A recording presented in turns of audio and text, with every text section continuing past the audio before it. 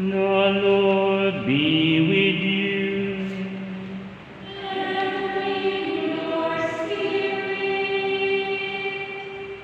A reading from the Holy Gospel according to Luke.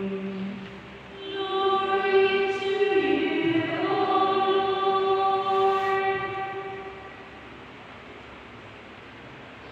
Mary set out and traveled to the hill country in haste, to a town of Judah, where she entered the house of Zechariah and greeted Elizabeth.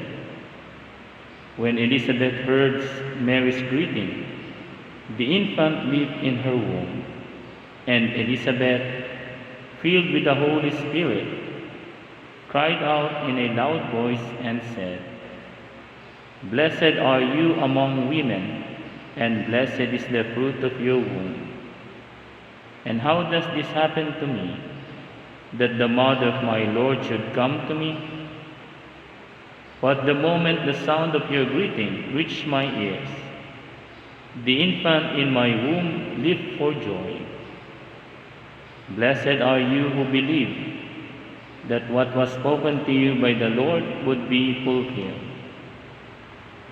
And Mary said, "My soul proclaims the greatness of the Lord. My spirit rejoices in God my Savior, for he has looked with favor on his lowly servant. From this day all generations will call me blessed. The Almighty has done great things for me, and holy is his name. He has mercy on those who fear him in every generation. He has shown the strength of his arm, and has scattered the proud in their conceit. He has cast down the mighty from their thrones, and has lifted up the lowly. He has filled the hungry with good things, and the rich he has sent away empty. He has come to the help of his servant Israel, for he has remembered his promise of mercy, the promise he made to our fathers, to Abraham and his children forever." Mary remained with her about 3 months, and then returned to her home. The Gospel of the Lord. Praise to you, Lord Jesus Christ. Let us all be seated for the Bible. Praise be Jesus and Mary.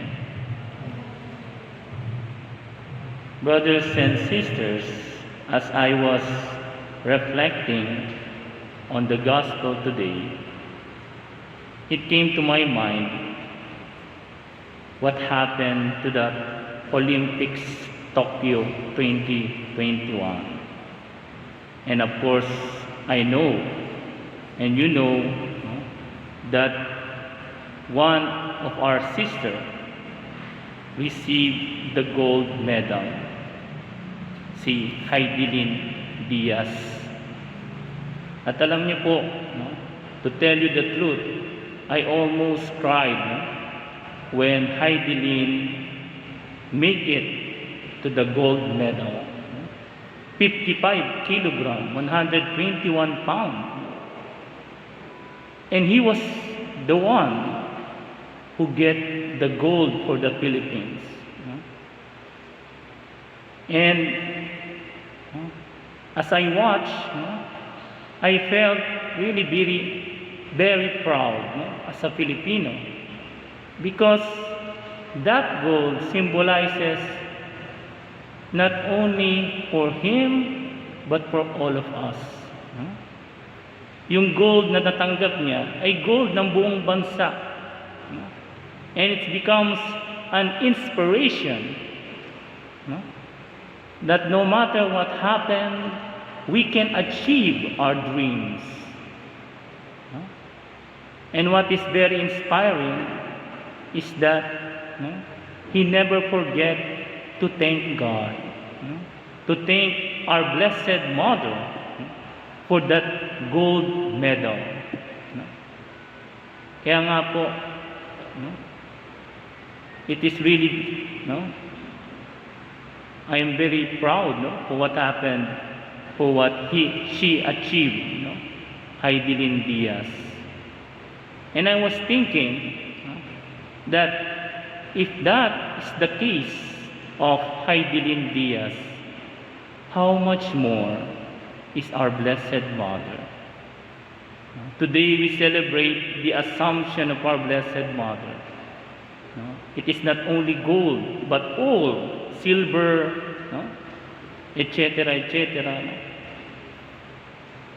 And heaven.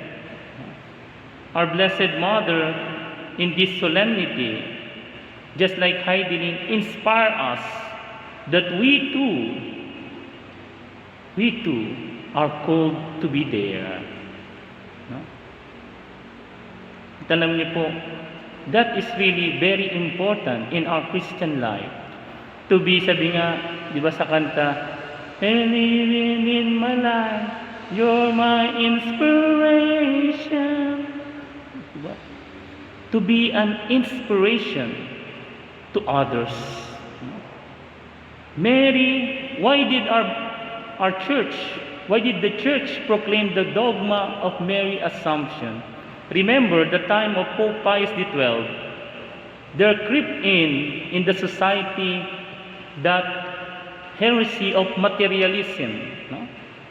Of communism, no? That all things is only here below. No? The richness is only here in this world. No? The church proclaims the dogma of Mary Assumption to teach us, no, the true treasure, no, is not only here, but most of all there, no, together with God. And my brothers and sisters, sabi nga sa Second Vatican Council, sa Dogmatic Constitution, Lumen Gentium, our Blessed Mother, our Blessed Mother is the preeminent members of the Church. On her, no, was realized what will happen to the Church in the future. No? Kung ano yung nangyari kay kay Mama Mary, ganun din ang inaasam-asam, minimiti, sabi nga sa Tagalog, nating lahat na marating. So you know, everything in this world, no, must inspire us going there to heaven. No? Kahit ano yan. Kaya nga, si Saint Maximilian, no, he wants all possible social media to be used for Mary, so that we all may aspire to go there in heaven. No? Alam niyo po, one time, may isang sister na nagsabi sa akin, no, "Father, pwede na ba akong mag-boyfriend?" Sabi ko, no, "Sister, kung yung pagbo-boyfriend mo makakatulong para ikaw ay makatapos ng pag-aaral, makahanap ng trabaho, no, at mapaganda ang kinabukasan mo, bakit hindi? Why not?" No? If somebody or someone helps us, inspire us, no, for the good of ourselves, for God, and for our future, why not? But the problem is, aminin na po natin, bato-bato sa langit. Instead, yung mga boyfriend and girlfriend, no, mostly, hindi naman lahat, no, becomes an obstacle. No? Bago pa makapagtapos ng pag-aaral, nasa high school pa lang, buntis na, bundat na. No? Hindi na nakapagtapos ng pag-aaral, no? Naging pabigat pa sa pamilya. No? Walang natapos, walang kinabukasan. Di po ba? That's not good. No? At alam nyo, no? Many person, no? Even though they are poor, no? I think, kaninang umaga, no? I was looking at the post, and one post really inspired me, no? Na mag-asawang magsasaka, no? Dalawang magsasaka lang. Alam niyo po, na pagtapos nila yung kanilang 8 anak, lahat professional. All 8 children become professional. At sa mga eskwelahan pa na di kalidad, no? Notwithstanding, no? That they are poor. Why? Because they are inspired to reach their goal, to reach their future. No? Alam niyo po, if we have someone or something that will inspire us, grab it. No? Si St. John Bosco nga, di po ba? One time, yun na isa sa mga paborito kay St. John Bosco, no? One time, no, may isang bata na gustong matutong maging barbero. No? So, unang pinagbisitahan niya yung magtanggal ng balbas. So, sabi ni St. John Bosco, sige nga, kung gusto mong maging barbero, ako muna yung maging pagpraktisan mo. Alam niyo po, notwithstanding, no, that after that child, no, inahitan si St. John Bosco, no, kahit na puno na ng band-aids si St. John Bosco, nakangiti pa rin siya. Why? Because he inspired that child, no, to achieve his fullness, no? And that child grew to become a famous barber because St. John Bosco inspired him to become a good barber. Alam niyo po, kailangan po natin ng inspiration sa ating buhay sa panahon ngayon. No? Especially we are in the midst of pandemic. No? Kaya nga alam niyo, tama itong solemnity of the Assumption that our Blessed Mother is encouraging us that we are undergoing this pandemic, no? This stress, this depression all around us. No? Mama Mary is inspiring us. Remember, this pandemic is not forever. Remember that this is not our true homeland. Ang tunay nating tahanan ay nandoon. Pero mag-ingat po tayo, mga brothers and sisters. Kung may mga nag-i-inspire, meron din nag-e-expire. No? Kung may nag-i-inspire, merong nag-e-expire. Mag-ingat din sa mga nag-e-expire. At ano po yun? Yun yung mga tao o mga bagay na imbis na makapag-inspire sa atin, nagdi-discourage sa atin. No? Sa ating paglilingkod sa Diyos, sa ating buhay pamilya, sa ating pagmamahal sa ating kapwa. At hindi rin po nakakalungkot man po, hindi rin po mawawala sa ating society yung mga taong nagpapa-expire. No? Kung may nagpapa-inspire, sad to say, may nagpapa-expire. Katulad ng sinabi ko kanina, no? Instead na makapagtapos ng pag-aaral, imbis na makapagtrabaho, imbis na makagkaroon ng magandang kinabukasan, no? They are the one who is putting us down. Yung mga tao, no, na laging, no, ang nakikita na lang lagi sa iyo ay yung kapintasan mo, yung mga tao na laging sabi nga, nakasimangot ka na lang palagi, no? Nakasimangot kapag kami nangyayari sa iyong maganda, kapag nangyayari sa iyong mabuti, tumatawa. No? o baliktad. Pag may nangyayari sa iyong masama, tumatawa. Pag may nangyayari sa mabuti, yun, nakasimango.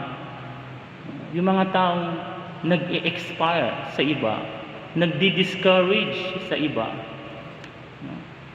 Yung mga tinatawag nga na polluted person, no?